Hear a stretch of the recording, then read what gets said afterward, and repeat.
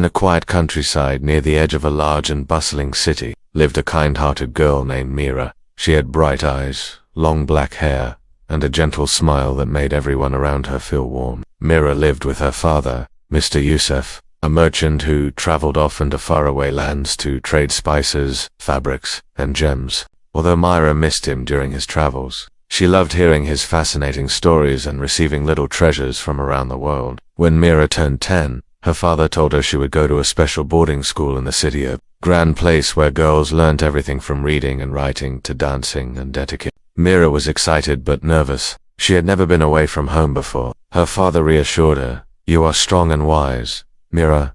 This will help you grow." With a warm hug, he left her in the care of the school's head mistress, Miss Nerman, a tall, stern woman with cold eyes and a tight smile. At first, life at the school was like a dream. Mira had her own spacious room, her clothes were admired by all, and the other girls were fascinated by her stories and kindness. She became especially close to a shy younger girl named Dima, who followed Mira around like a shadow. Mira shared her books, helped with homework, and often made the younger girls laugh with her silly animal voices and bedtime tales. Then, everything changed. One cold afternoon, Miss Nerman called Mira into her office. A letter had arrived from India. Mira's father had died suddenly of a fever, and Worcester's business had collapsed. There was no money left.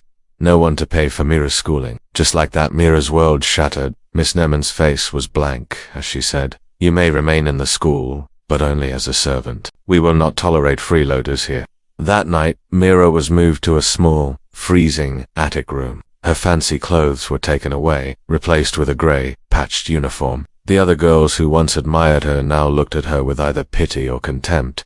Only Dima tried to speak to her, but the other girls pulled her away. Mira was given chores from dawn to night, cleaning fireplaces, scrubbing floors, carrying coal, washing clothes. Her hands grew rough, and her back ached, but she never complained. She still smiled sometimes, especially when she saw a bird resting by her tiny window, or when Dima snuck her a cookie from the dining room. One night, while cleaning the kitchen, Mira found a small injured mouse behind the cupboard. She gently wrapped it in cloth, named him Timo, and made him a little bed out of an old matchbox. Every night, she whispered stories to him as if he could understand. Down in the kitchen, a kind cook named Sadia noticed how quietly and politely Mira worked. Unlike the headmistress, Sadia saw Mira's courage. She began to leave little surprises for her: a warm biscuit, a clean blanket, a ribbon for her hair. Mira always smiled and whispered, "Thank you," even when no one was there. As winter deepened, the school grew colder. The firewood was scarce, and Mira was often sent out to fetch more, even in the snow. One day she slipped on the ice, cutting her hand badly. She continued her chores anyway, wrapping it with a rag and hiding the pain.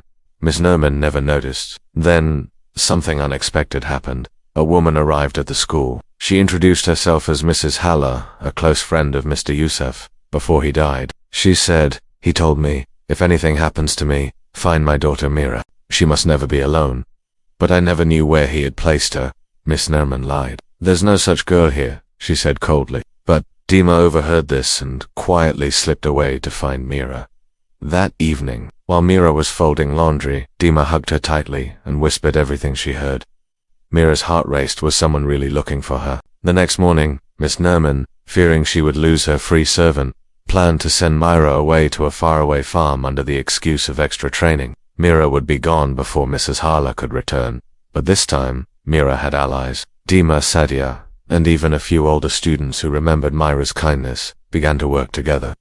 They created a secret plan to help Mira escape. On a snowy night, when everyone was asleep, Sadia gave Mira a coat and a small basket of food. Dima hugged her tightly and cried, "You'll find her, I know you will." Mira slipped out the back gate under the moonlight, her breath fogging the cold air. She didn't know if Mrs. Halley would be there, or what the future held, but for the first time in many months, Mira felt hope.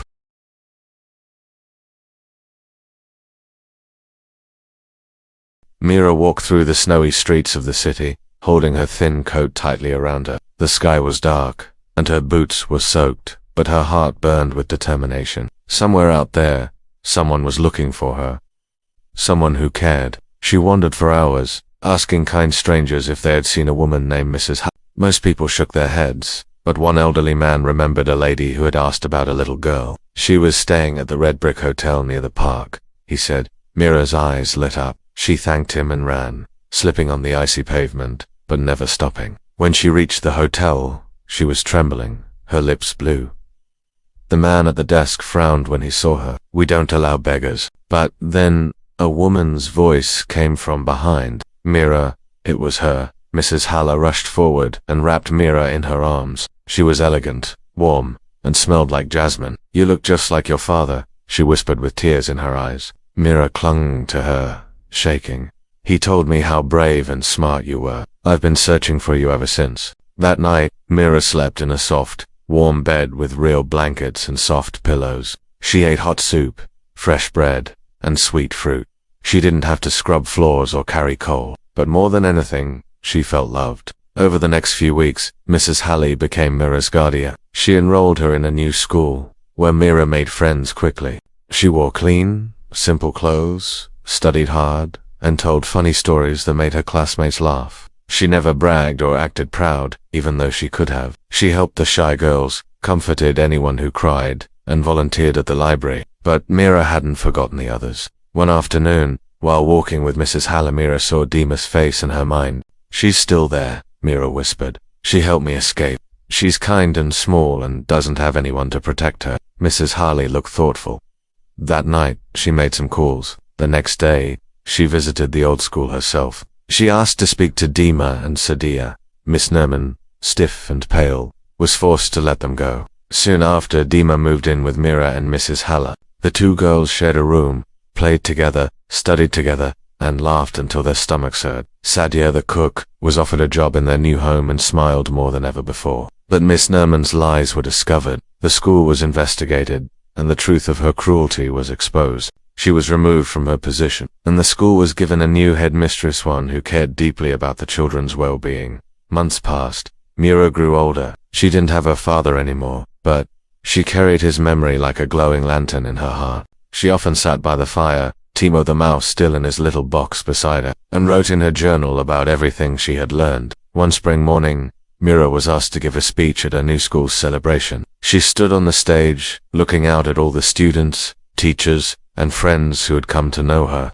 "I used to think being a princess meant wearing a crown or having fancy clothes," she said. "But I learned something more important. Being a true princess or prince is about how you treat others when no one is watching. It's about kindness, courage, and never giving up, even when everything feels lost. And sometimes, it's about helping someone else stand up, even when you're tired yourself." The room erupted in applause. Mira smiled and looked at Mrs. Haladima and Sadia sitting in the front row. She saw their proud faces and felt the warmth of a family, not one she was born into, but one she had built with love, resilience, and hope. And so, Mira's story didn't end in an attic, cold and forgotten. It blossomed into something beautiful. She grew into a girl who would one day help hundreds of others. And the little girl who once had nothing, no money, no family, no voice, had found everything that truly mattered. And every night, as she looked out her window and saw the stars, Mira whispered to the wind, "Thank you, Papa.